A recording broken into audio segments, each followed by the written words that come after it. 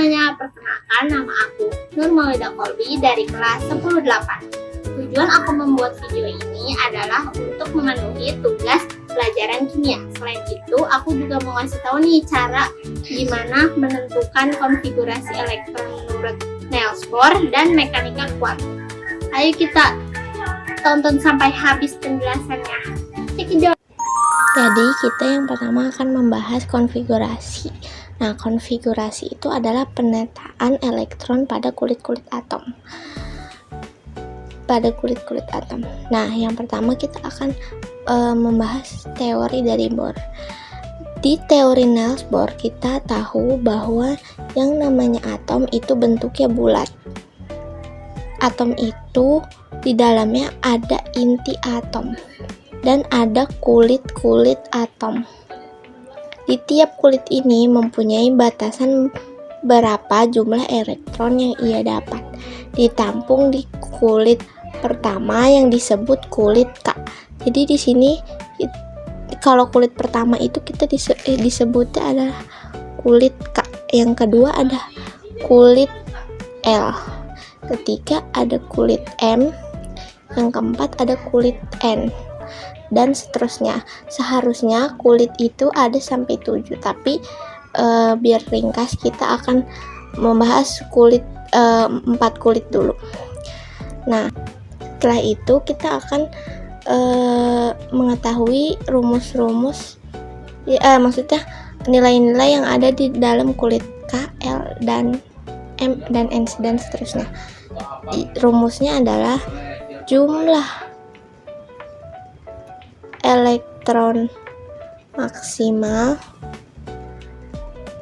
sama dengan 2N pangkat 2. Nah, contohnya N itu adalah nomor kulitnya. Nomor kulit itu adalah misalnya K itu 1 yang pertama. Nah, berarti nomor kulit itu 1. Nah, contohnya di sini. Contohnya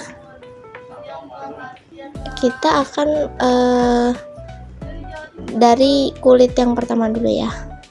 Sini kulit, sini N, dan sini jumlahnya. Di jumlah ini kita akan masukin rumusnya. Nah, di sini kita akan tulis jumlah kulit K dulu. Nah, N itu adalah nomor kulit kan, yang tadi aku bilang nomor kulit K itu 1. Kita akan masukin rumusnya, yaitu kan 2 dikali 1 pangkat 2. Jadi kulit K itu sama maksimalnya, elektron maksimalnya adalah 2. Terus seterusnya ada kulit L, nomor kulitnya ada 2, berarti 2 dikali 2 pangkat 2, berarti hasilnya adalah 8. Jadi maksimal elektronnya ada 8. Dan seterusnya hingga elektron ke-7. Tapi kita nggak akan membahas sampai elektron ke-7 dulu karena ini masih dasar nih. Berarti kulit M itu ada di 18. Salah ya, maaf. Nah, di sini. Nah, berarti N itu adalah kulit keempat. Rumusnya kita pakai 2 dikali 4 pangkat 2 sama dengan 32. Jadi ini adalah batas maksimal di setiap kulitnya. Ini jumlah maksimal ya. Maksimal nilai.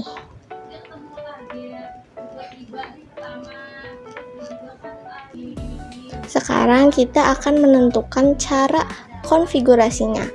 Nah, kita akan menentukan caranya nih. Kita masukkan atom-atomnya itu.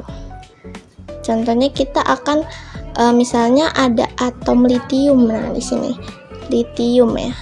Kalian bisa lihat di tabel periodik, litium itu nomor atomnya adalah 3. Nah, untuk menentukan di kulit pertama K, berarti kan itu maksimalnya 2 kan.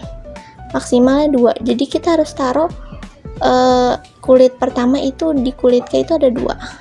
Nah, di kulit L itu kan maksimalnya ada 8. Berarti tapi kita bisa tetapi kalau kurang dari 8 bisa ditulis sisanya. Misalnya ini 2, berarti kan 3 dikurang 2 sisa 1, berarti di kulit L ini sisa 1. Nah, ini sisa 1. Berarti kalau untuk menentukan golongan itu sama dengan Na. Jadi untuk teori Bohr ini hanya menentukan golongan A saja. Berarti semua yang kita tentukan di golongan ini hanya golongan A. Berarti di sini adalah elektron valensi 1. Berarti hasilnya 1 ya. Valensi. Berarti golongan litium itu adalah 1A. Dan periodenya kita bisa lihat dari jumlah kulitnya, maksudnya dari nomor kulitnya. Misalnya kan ini udah dari K terus L, berarti L itu kulit kedua, berarti periodenya itu kita tulis 2, periode 2. Nah, itu adalah cara untuk menentukan konfigurasi elektron menurut teori Bohr. Selanjutnya kita akan mencari cara untuk menentukan konfigurasi elektron menurut teori mekanika kuantum. Selanjutnya kita akan mengetahui teori konfigurasi elektron menurut mekanika kuantum. Bilangan mekanika kuantum ada 4, yaitu bilangan kuantum utama yang bersimbol N, bilangan kuantum azimut yang bersimbol L, bilangan kuantum magnetik yang bersimbol M, dan bilangan kuantum spin yang bersimbol S. Bilangan kuantum utama adalah untuk menentukan energi total elektron dan ukuran orbital. Dan azimut itu adalah untuk menentukan bentuk orbital, yaitu ada S, P, dan F.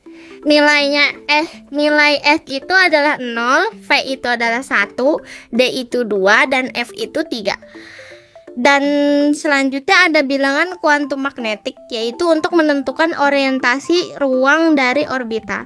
Yang pertama ada S, dia hanya membentuk ruang 1, yaitu yang bernilai 0. Dan yang P itu ada ruang 3 karena kita harus mengambil negatifnya, nilai negatif dan nilai positif. Jadi ada kotak 3 yaitu -1, 0, dan +1, dan seterusnya. Untuk bilangan kuantum spin yaitu menentukan arah spin. Jadi kalau arah spinnya ke atas itu plus setengah, dan kalau arah spinnya ke bawah itu adalah min setengah. Untuk menentukan konfigurasi untuk menentukan konfigurasi elektron mekanika kuantum, kita perlu yang namanya aturan Aufbau, yaitu ada 1S sampai 5F. Di situ kita tidak beraturan urutannya, tapi ada aturan urutan tertentu, yaitu kayak 1S, 2S, 2P, 3S, 3P, dan seterusnya. Untuk pangkatnya yaitu ada, kalau S itu pangkatnya 2, P itu pangkatnya 6, D itu pangkatnya 10, dan F itu pangkatnya 14. Selanjutnya kita akan menentukan keempat bilangan dan letak golongan serta periode unsur golongan B. Ini sebenarnya sama aja sih sama yang pertama, cuma ini perbedaannya ada di golongan B-nya. Nah, aku ambil contoh dari atom zinc yang nomor atomnya 30. Jadi sama seperti yang tadi juga. Ini kita hitung pakai aturan Ambau dulu. Jadi pertama ada 1S pangkat 2, 2S pangkat 2, 2P pangkat 6, 3S pangkat 2, 3P pangkat 6, 3S pangkat 2, dan terakhir 3D pangkat 10. Karena dia golongan B, maka otomatis pasti dia selalu berakhir di D. Untuk menghitung bilangan kuantumnya sama seperti yang tadi sih. Pertama kita hitung yang utama dulu.